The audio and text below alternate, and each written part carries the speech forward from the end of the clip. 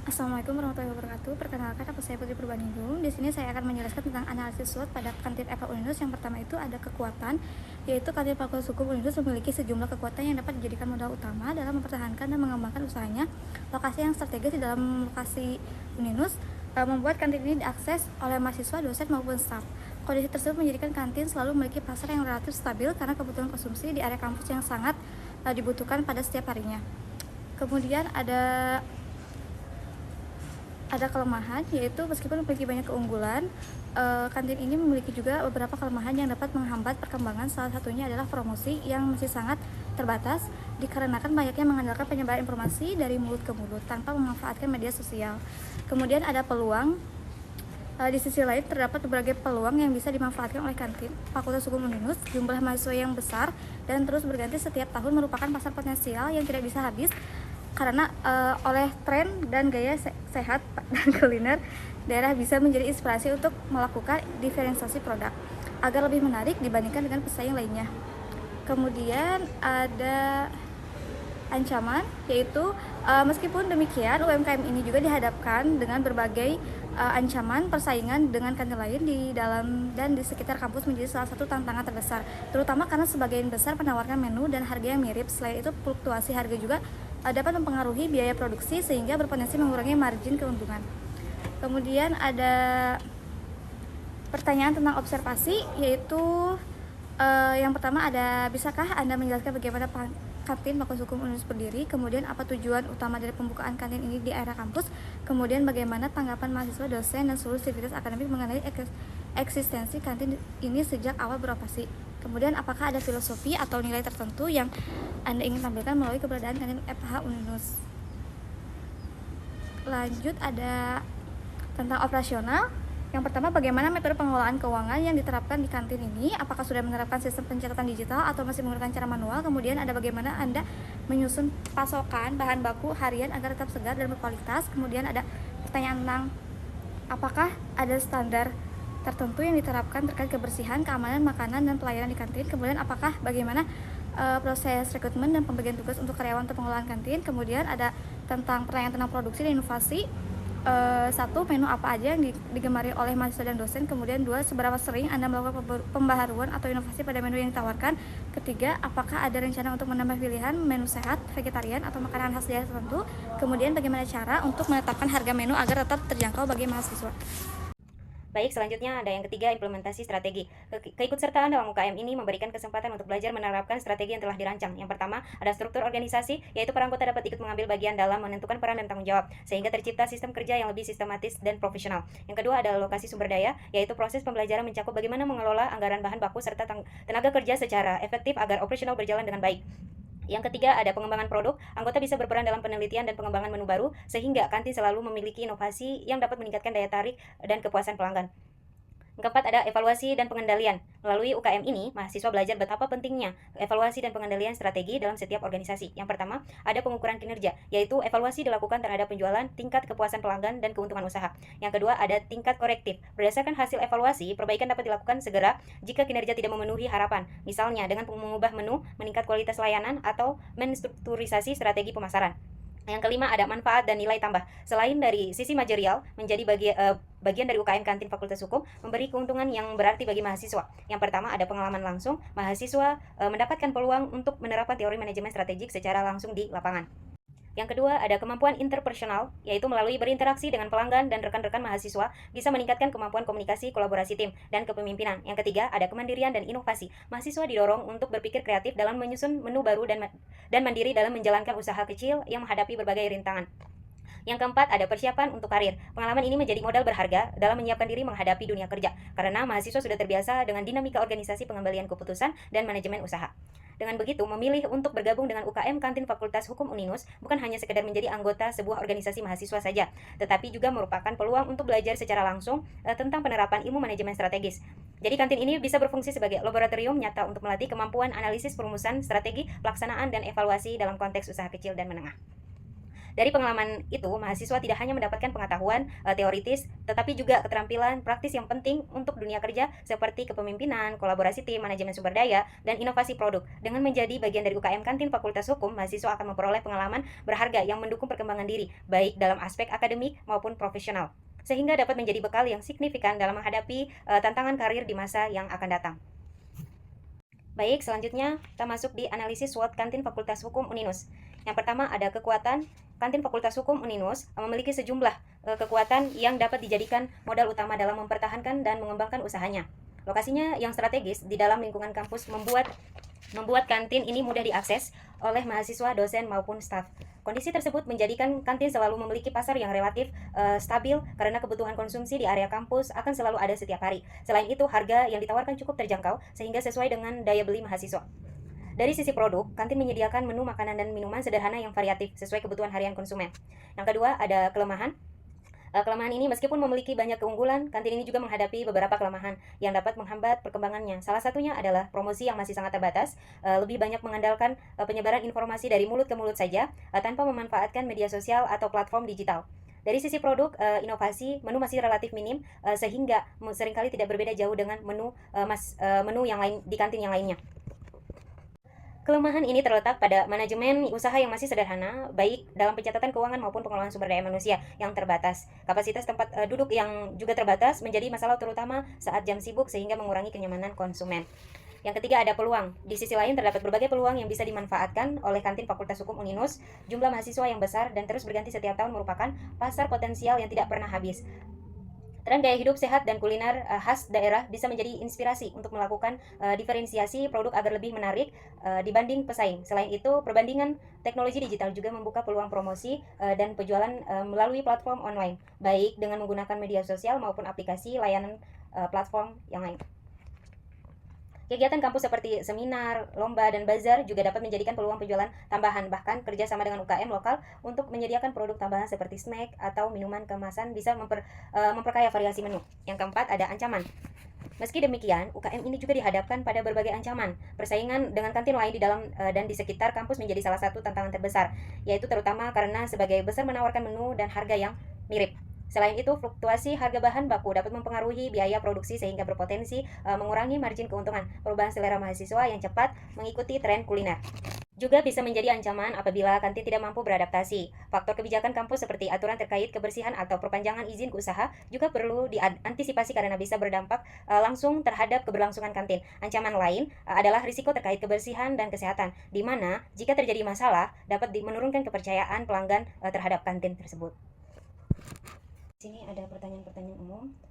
Saya akan membacakannya sekaligus menjawabnya. Yang pertama ada, bisakah Anda menjelaskan bagaimana kantin Fakultas Hukum Uninus berdiri?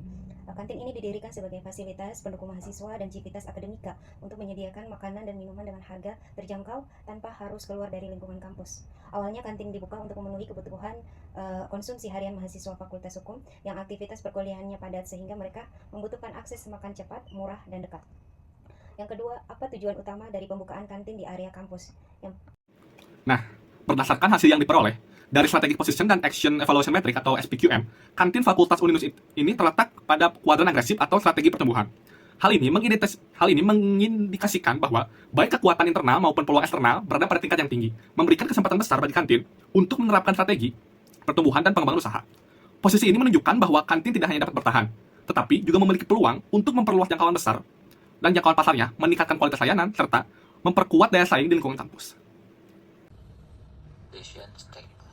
Berdasarkan hasil yang diperoleh dari strategi Vision of Action Evaluation Metric (SPQM), kantin Fakultas Hukum Uninus terletak pada kuadrat agresif atau strategi pertumbuhan. Hal ini mengidentifikasi bahwa baik kekuatan internal maupun peluang eksternal berasal pada tingkat yang tinggi, memberikan kesempatan besar bagi kantin untuk menerapkan strategi pertumbuhan dan pengembangan usaha. Posisi ini menunjukkan bahwa kantin tidak hanya dapat bertahan, tetapi juga memiliki peluang untuk memperluas jangkauan pasar, meningkatkan kualitas layanan, serta memperkuat daya saing di lingkungan kampus. Strategi agresif dalam konteks ini menunjukkan bahwa pengelolaan kantin bisa mengambil keuntungan dari lokasi strategis, harga yang terjangkau, dan setiap pelanggan sebagai kekuatan utama sambil memanfaatkan peluang eksternal seperti tren makanan sehat, penggunaan teknologi digital, dan potensi kerjasama dengan usaha kecil menengah atau yang disebut UMKM lokal. Dengan kombinasi tersebut, Kantin MH Uninus berpotensi menjadi pemimpin pasar dalam kuliner kampus yang modern, inovatif, dan berkelanjutan. Baik, selanjutnya ada forecasting neraca. Yang pertama ada aset. Kas berjumlah 2.100.000. Yang kedua ada persediaan berjumlah 2 juta. Forecasting ada 6 step dalam proyeksi keuangan. Yang pertama, penjualan sales projection. Penjualan tahun lalu sebesar 75 juta. Strategi yang diterapkan peningkatan promosi plus kualitas layanan. Proyeksi peningkatan penjualan 5% per bulan. Hasil proyeksi 3 bulan. Bulan pertama 78 juta 750. Bulan 2 82 juta 687 500. Bulan ketiga 86 juta 821 875 perak. Baik, langkah keempat, hitung retained earnings dalam UKM. Dividen tidak dibagikan seluruh laba menjadi RE. Contoh, bulan ke-1 Rp2.850.000, bulan kedua Rp2.850.000 ditambah Rp3.637.500 sama dengan Rp6.487.500. Dan untuk bulan ketiga yaitu Rp6.487.500 ditambah Rp4.464.375 sama dengan yaitu Rp10.951.875. Nah, untuk langkah keempat, fronting balance sheet and cash flow figure. Untuk bulan ke-1 yaitu asetnya Rp4.950.000, untuk persediaan Rp2.100.000, untuk peralatan Rp6 juta, dan total asetnya yaitu Rp13.050.000. Untuk bulan kedua Rp8.587.500, untuk persediaan Rp2.200.000, untuk peralatan Rp6 juta, dan total asetnya semuanya Rp16.787.500. Untuk bulan ketiga yaitu Rp13.051.875, untuk persediaan Rp2.300.000, untuk peralatan Rp6 juta, dan total asetnya yaitu Rp21.351.875. Nah, untuk ekuitas dan liabilitas, bulan ke-1 modal pemilik 8 juta, dan untuk bulan kedua 8 juta, dan untuk bulan ketiga 8 juta. Data dan NIM-nya Rp5.050.000, untuk bulan kedua Rp8.787.500, untuk bulan ketiga Rp13.351.875.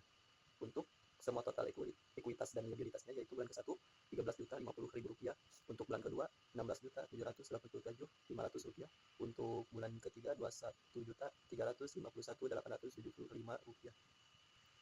Yang kelima, penjelasan perubahan. Image. Yang pertama, penjualan meningkat karena strategi penetrasi pasar dan promosi ditambah efisiensi operasional. Yang kedua, COGS mengikuti presentasi penjualan 80%. Yang ketiga, laba bersih meningkat setiap bulan sehingga dampak strategi berhasil. Yang keempat, RE bertambah setiap bulan sehingga usaha semakin sehat. Yang kelima, kas meningkat signifikan sehingga strategi menjaga likuiditas berjalan baik. Oke teman-teman, yang selanjutnya ada forecasting. Nah, ini tuh ada tabel cash budget UKM yang kita dapatkan dari hasil perkiraan kita ya, karena ini bersifat privasi ya bagi UKM. Penjelasan mengenai tabel yang ada di pinggir, itu yang pertama ada penjualan tunai, yang dimana ini sesuai dengan proyeksi penjualan. Nah, yang keduanya ada bahan baku, gaji, dan juga sewa, yaitu ini tuh estimasi berdasarkan data sebelumnya dan sesuai dengan asumsi. Nah, yang ketiganya ada total kas keluar, yang dimana jumlah ini tuh jumlah keseluruhan pengeluaran kas. Yang keempatnya ada surplus atau defisit, yang dimana ini tuh selisih antara kas masuk dan kas keluar. Nah, yang kelimanya ada kas awal. Nah, ini tuh saldo kas yang ada di awal bulan. Yang terakhir ada kas akhir, yaitu kas awal ditambah surplus atau defisit. Selanjutnya ada hasil analisis keuangan yang menunjukkan bahwa UKM ini berada di jalur yang sangat sehat dan menguntungkan, yang dimana poin pentingnya itu yang pertama ada arus kasnya itu kuat. Nah, uang kasnya itu meningkat tajam bahkan sampai 2 kali lipat dalam 3 tahun, yang artinya sangat liquid dan punya uang tunai yang cukup. Yang kedua yaitu strateginya berhasil. Nah, strategi pemasaran dan penetrasi pasar yang dijalankan benar-benar sukses. Buktinya penjualan dan keuntungan bersihnya naik signifikan. Yang ketiga ada mandiri finansial. Nah, karena UKM FH Uninus ini punya surplus dana, jadi bisa mendanai diri sendiri dan rencana pengembangan. Misalnya jika UKM ini ingin menambahkan variasi menu atau memperluas tempat tanpa perlu berhutang gitu teman-teman. Jadi teman-teman, di setiap bulan jumlah uang yang masuk dari penjualan selalu bersih. Nah, di setiap bulan jumlah uang tunai yang masuk dari penjualan selalu lebih besar daripada semua pengeluaran wajib, seperti bayar bahan baku, gaji, dan juga sewa. Nah, selisih positif ini bisa juga disebut dengan surplus kas. Nah, selanjutnya ada pos-pos keuangan UKM dari FH Uninus ini teman-teman. Yang pertama itu ada pendekatan komprehensif. Nah, pendekatan ini tuh harus dilakukan secara teratur dan teliti dengan mempertimbangkan keadaan terkini yang terjadi di lapangan. Yang keduanya ada pendapatan untuk menggali lebih dalam potensi penjualan. Untuk lebih jelasnya, kita bisa lihat dari jenis produknya dulu teman-teman, yaitu kita harus mengenali produk mana yang paling diminati dan produk mana yang kurang menarik bagi pelanggan. Yang keduanya ada waktu penjualan. Tentukan di mana penjualan berada pada puncaknya, misalkan waktu makan siang, saat berlangsungnya acara di kampus, ataupun yang acara-acara yang lainnya gitu. Nah, yang ketiganya yaitu melalui metode pembayaran. Jadi kita tuh harus mengetahui apakah pelanggan ini menggunakan tunai ataupun menggunakan transfer bank ataupun dompet digital. Yang ketiganya melalui promosi. Nah, di bagian ketiganya yaitu ada beban pokok penjualan atau BPP untuk mengendalikan biaya bahan baku. Nah, BPP ini mencakup semua biaya langsung yang berhubungan dengan produksi makanan, perubahan harga bahan baku yang dapat mempengaruhi keuntungan UKM yang bisa dilihat dari memantau harganya, membangun hubungan, mengelola persediaan, mencari alternatif, gitu teman-teman. Nah, yang keempatnya ada beban operasional untuk mengelola pengeluaran dengan bijak. Nah, beban operasional ini mencakup semua biaya yang dikeluarkan untuk menjalankan bisnis, seperti gaji karyawan, biaya sewa, serta biaya listrik, air, dan juga internet. Nah, yang kelimanya ada arus kas untuk memastikan likuiditas bisnis.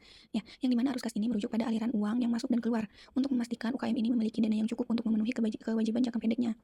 Yang keenamnya ada aset untuk merawat dan mengelola sumber daya.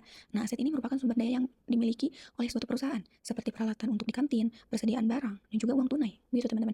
Nah, yang terakhirnya nih, ada modal untuk mengelola investasi dan juga keuntungan. Nah, modal ini merujuk pada investasi yang dimiliki oleh pemilik usaha.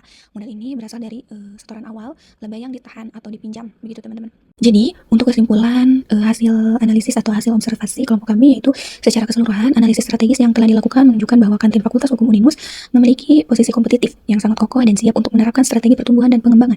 Nah, dalam hasil observasi ini sukses dan memanfaatkan kekuatan internal dan mengeksploitasi peluang eksternal. Bahkan kita terbukti lebih baik dibandingkan dengan pesaing utamanya. Karena posisi kita berada dalam kuadran agresif, langkah selanjutnya itu jelas. Kita harus berkembang untuk meraih pertumbuhan ini. Itu fokus utama kita adalah untuk meningkatkan promosi secara digital, berinovasi dengan menu yang lebih sehat, mengimplementasikan sistem pos untuk manajemen yang lebih profesional, dan segera memperbaiki fasilitas untuk mengatasi masalah kekurangan tempat duduk saat jam sibuk. Kekuatan dan kesempatan S atau O yaitu strength atau opportunitiesnya, kantin Fakultas Hukum Uninus memiliki kekuatan internal yang sangat kuat, yang dimana skor IV-nya itu berada di kisaran 2,80 dan beroperasi dalam lingkungan yang menawarkan kesempatan eksternal yang dapat dimanfaatkan, dan skor EV-nya yaitu berada di 2,70. Jadi begitu teman-teman hasil observasi dan hasil analisis dari kelompok 5 mengenai UMKM FH Uninus atau kantin Fakultas Hukum Uninus Bandung.